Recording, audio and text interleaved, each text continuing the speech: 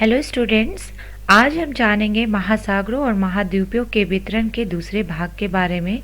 और इस वीडियो में हम जानेंगे महाद्वीपीय प्रवाह सिद्धांत के बाद आने वाले कौन कौन से सिद्धांत हैं।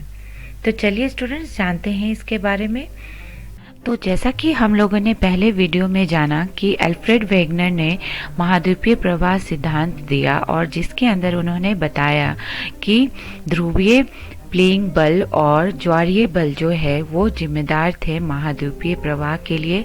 लेकिन बाद में बहुत सारे वैज्ञानिक आए और इस महाद्वीपीय प्रवाह के बारे में अध्ययन किए और उन्होंने जाना कि ये ध्रुवीय प्लेइंग बल और ज्वारीय बल जो है वो इतने भी अधिक शक्तिशाली नहीं हैं जो कि महाद्वीपीय प्रवाह कर सके। इसीलिए इस अल्फ्रेड वेगनर के सिद्धांत के बाद बहुत सारे अध्ययन हुए और जिसमें प्रमुख अध्ययन और सिद्धांत थे संवहन धारा सिद्धांत, जिसे हम कन्वेक्शन करंट थ्योरी भी कहते हैं, और दूसरा महत्वपूर्ण अध्ययन जो था वो था महासागरीय अधस्थल का मानचित्रण। तो आइए स्टूडेंट्स जानते हैं कि ये संवहन धारा सिद्धांत और महासागरीय अधस्थल का मानचित्रण कैसे हुआ।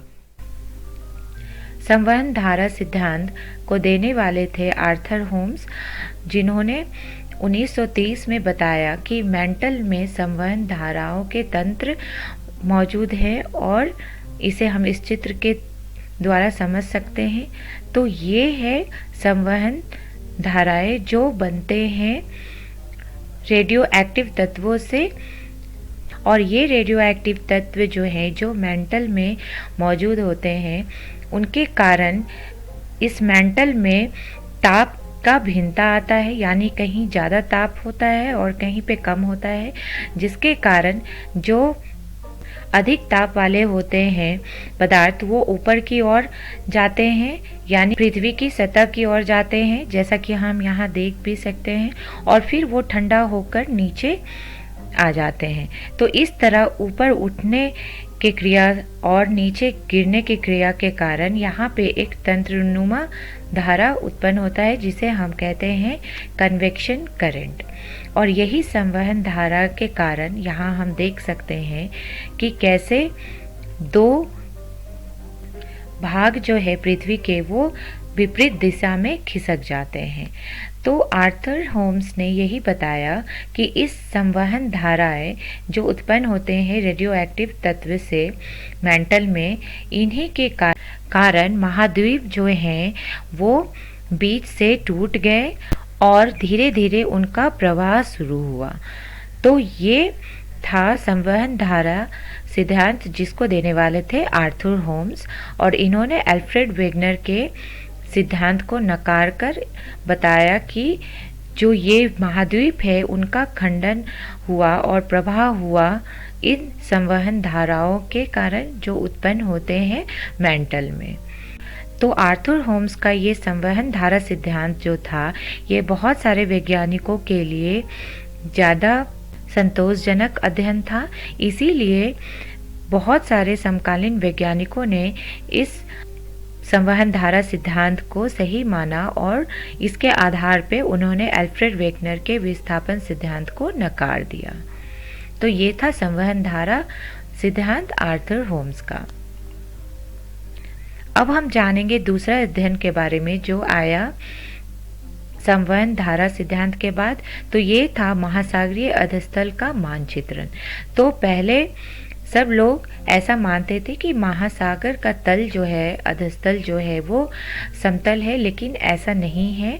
और इनका अध्ययन शुरू हुआ युद्धोत्तर काल में, और इस अध्ययन के दौरान ये पता चला कि महासागर अधस्थल में जो है वो विभिन्न भौतिक विशेषताएं पाए जाते हैं, और इसमें पाए जाते हैं जलमग्न पर्वतीय कटके और गहरी खाइयाँ। यानी महासागरीय अधस्थल जो है वो समतल ना होके इनमें बहुत सारी भौतिक विशेषताएं हैं, जैसे जलमग्न पर्वतीय कटके भी पाए जाते हैं और कहीं कहीं गहरी खाइयाँ भी हैं। साथ ही साथ ये भी जाना गया कि महासागर के नितल की चट्टानें जो हैं वो महाद्वीपीय चट्टानों की अपेक्षा नवीन है। तो ये सब पता चला जब महासागरीय अधस्थल का मानचित्रण शुरू हुआ और अध्ययन शुरू हुआ। साथ ही साथ महासागरीय अधस्थल की बनावट के बारे में पता चला और विभिन्न भौतिक विशेषताओं के बारे में पता चला। तो महासागरीय अधस्थल जो है वो बना हुआ है महाद्वीपीय सीमा से, गहरे समुद्री बेसिन से और मध्य महासागरीय कटक से।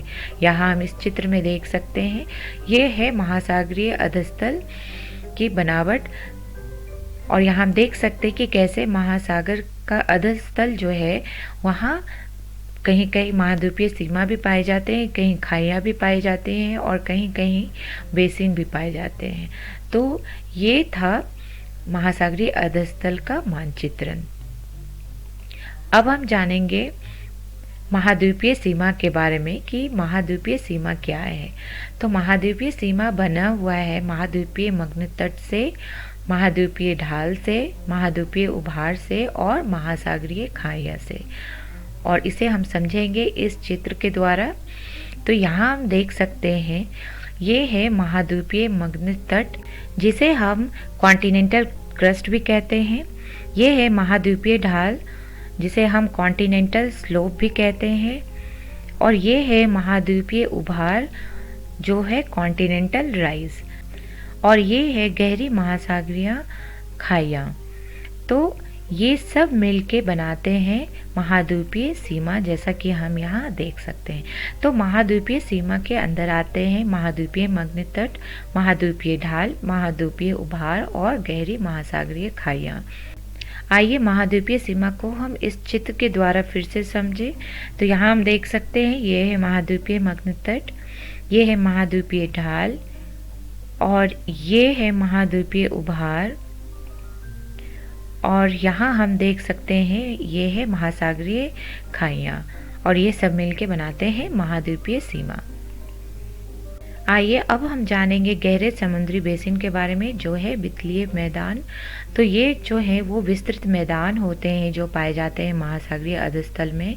और ये महाद्वीपीय तटों और मध्य महासागरीय कटकों के बीच पाए जाते हैं, जैसा कि हम इस चित्र में देख सकते हैं। ये हैं गहरे समुद्री बेसिन जो पाए जाते हैं महाद्वीपीय तटों और महासागरीय कटकों के बीच। और इनका निर्माण जो है वो हुआ है महाद्वीपीय अवसाद से। तो यहाँ हमने जाना गहरे समुद्री बेसिन के बारे में। महासागरीय अधस्थल में मध्य महासागरीय कटक भी पाया जाता है। तो ये महासागरीय कटक क्या है? तो ये महासागरीय जल में डूबी हुई एक पर्वत श्रृंखला है और ये पर्वत श्रृंखला जो है वो पृथ्वी पे पाई जाने वाली सबसे लंबी पर्वत श्रृंखला है। और इसे हम इस चित्र के द्वारा देख सकते हैं। यहाँ जो हमें पर्वत श्रृंखला दिख रही है इसे ही हम मध्य महासागरीय कटक कहते हैं। और इनके मध्य में सक्रिय ज्वालामुखी क्षेत्र होते हैं। अब इन महासागरीय अधस्थल के अध्ययन के बाद कुछ और भी अध्ययन हुए, जिसमें प्रमुख थे भूकंप और ज्वालामुखियों का वितरण। और इस भूकंप और ज्वालामुखियों के वितरण के अध्ययन के बाद कुछ तथ्य सामने आए, जिसमें ये पता चला कि मध्य अटलांटिक महासागर में जो कम गहराई वाले भूकंप क्षेत्र हैं, जिसे हम इस चित्र में देख सकते हैं, वो समुद्र तट के लगभग समांतर हैं, जैसा कि हम यहाँ देख सकते हैं। और ये क्षेत्र जो हैं, यानी कम गहराई वाले भूकंप क्षेत्र जो हैं, वो मध्य अटलांटिक रीच के साथ मेल खाते हैं, जैसा कि हम यहाँ इस चित्र में देख सकते हैं। तो ये तथ्य सामने में आए जब भूकंप के वितरण के बारे में अध्ययन किया गया। और भूकंप के अध्ययन के बाद ज्वालामुखी का भी अध्ययन किया गया, और जिसमें ये पता चला कि भूकंप की तरह ये ज्वालामुखी भी जो हैं, उनका वितरण जो है वो कुछ इस तरह है, जैसे यहाँ हम देख सकते हैं। यानी जो भी ज्वालामुखी वाले क्षेत्र थे वो कहीं ना कहीं तट के समांतर पाए गए, जैसा हम यहाँ देख सकते हैं। और ये प्रशांत महासागर के किनारे जो सक्रिय ज्वालामुखी क्षेत्र थे, इनको कहा गया रिंग ऑफ फायर।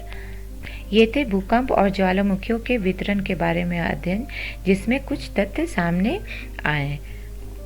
तो इस वीडियो में हम लोगों ने सीखा कि महाद्वीपीय प्रवाह सिद्धांत के बाद आने वाले कौन कौन से सिद्धांत थे, और इनमें प्रमुख सिद्धांत जो हमने पढ़ा वो था संवहन धारा सिद्धांत। साथ ही साथ हमने महासागरीय अधस्थल के मानचित्रण के बारे में भी पढ़ा। संदर्भ के लिए हम देख सकते हैं एनसीईआरटी बुक भौतिक भूगोल के मूल सिद्धांत। अगले वीडियो में हम जानेंगे सागरीय अधस्थल के विस्तार के बारे में। धन्यवाद।